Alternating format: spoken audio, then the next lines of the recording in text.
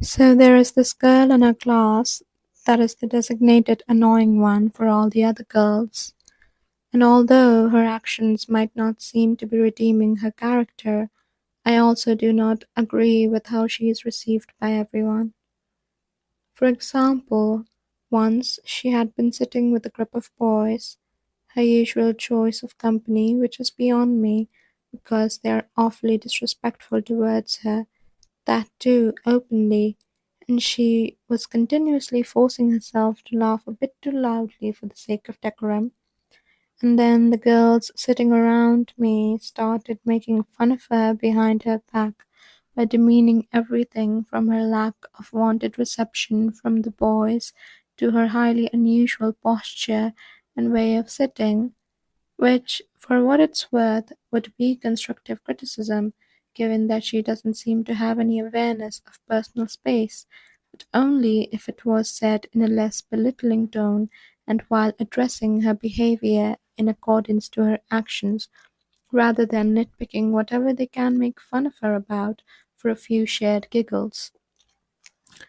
But it would only get worse when they would so casually state that they don't even feel bad about her getting physically abused and emotionally ignored back at her home because, in their eyes, she deserves it,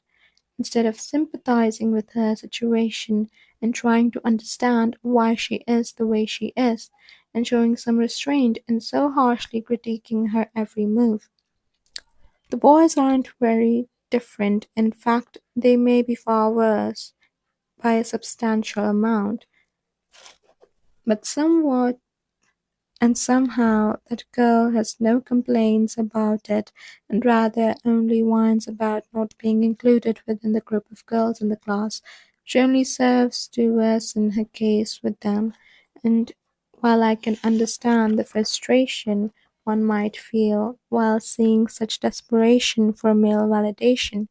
it is important to acknowledge how easy it is to develop with the lack of attention back at her home.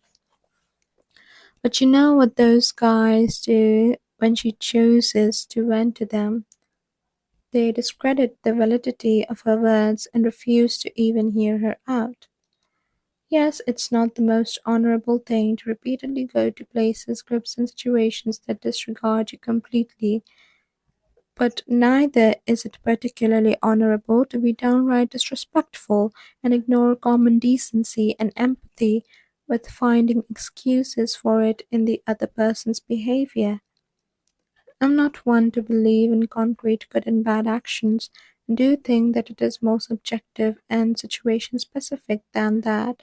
But if those same guys can hold a normal conversation with a guy who is notorious for stalking many of the girls' accounts, and the girls can force themselves to maintain decorum in a conversation with a girl who has been mean to them before and spread rumors about them, then I can't help but see the hypocritical angle in it.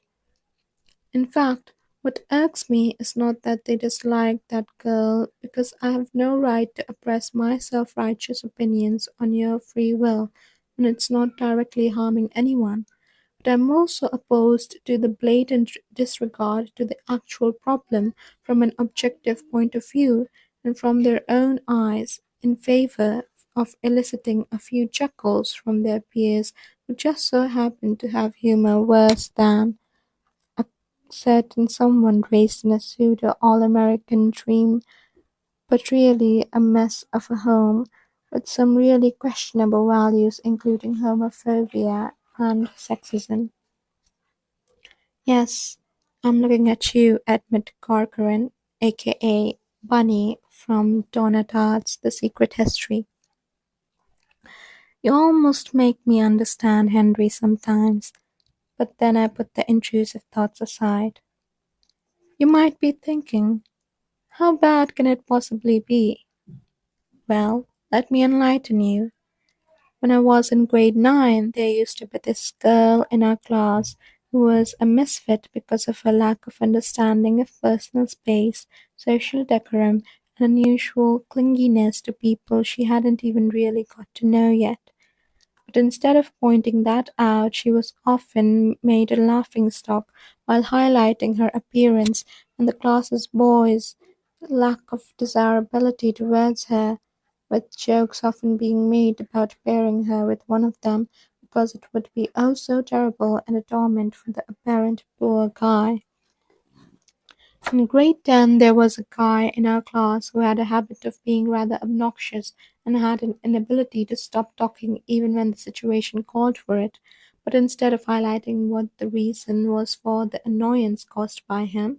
they would instead throw disgusting colorist comments at him and mock him. In the same grade, there was this new guy in our class who often ignored personal space, especially with girls, was a bit of a creep and very much a playboy. But instead of grilling him about those negative characteristics, he was rather isolated because of being bisexual, as if they thought bisexuality was the new plague, and even being near him would make it supposedly spread to them, as if some sort of infectious disease. Similarly, in grade 11, there was this other guy who also had a lack of sense of personal space, an insane amount of nonsense to spew, while also making sure to interact with the girls in often less than welcome ways, and still persisting even when told not to do so. But instead of being ridiculed for these habits that would render everyone around him awfully uncomfortable, he was rather insulted for his accent and way of speaking, which, in my opinion, is one of his more tolerable traits. But to be honest, his situation was a bit different because sometimes his habits that should have been checked were actually addressed. To give you an example, there was this one time I was sitting alone for 2 minutes in my class because my seatmate had to go use the lavatory, and as soon as she left, this dude decided to slide into her place next to me and sat uncomfortably close while trying to chat me up while the lesson was going on. But the boy sitting ahead of me wasn't having it, and before I could politely tell him to move back to his seat because the original placeholder would return soon, the boy told him rather loudly that he should really stop butting into places and move away because he is annoying everyone in the vicinity.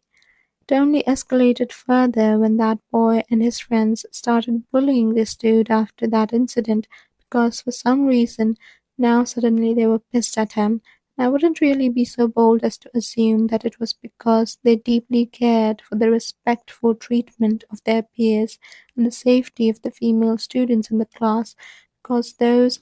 incidents had happened before to the other girls. That's exactly my point. That Well, they keep missing this point, diverting attention from real problems towards superficial and shallow insults of unrelated aspects of the person don't really help their case. A society should be judged not by how it treats its outstanding citizens, but by how it treats its criminals, is a famous quote by Fyodor Dostoevsky, and in a similar train of thought, I would propose the idea that a person's ability to treat people that they don't quite agree with or whose presence they don't quite delight in as a measure of their maturity, especially in terms of social and emotional intelligence.